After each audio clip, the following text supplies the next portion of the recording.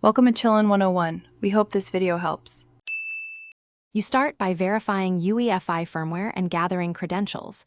This matters because Secure Boot is a firmware-level feature. Reboot and press the OEM key, F2, delete ESC to open UEFI settings.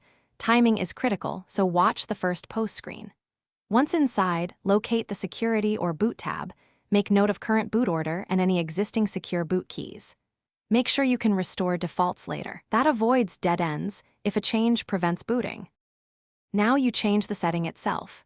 Use the keyboard to select Secure Boot and choose Enable or Disable. The UEFI will often ask you to confirm or enter an admin password. Do that. If enabling, import the vendor platform key or choose standard/default keys so the firmware trusts signed OS loaders. If disabling, remove or clear keys only if necessary. Once done, update boot order if your OS uses a different loader name so the system boots correctly. Finish by saving changes, select Save and Exit, then let the system restart. After boot, verify Secure Boot state. In Windows, use msinfo32 or confirm shim/mocklist on Linux. This ensures the firmware and OS agree.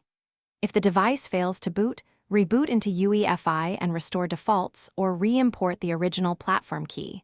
Alternatively, use your recovery USB to repair the bootloader. One key troubleshooting tip. If third-party drivers fail,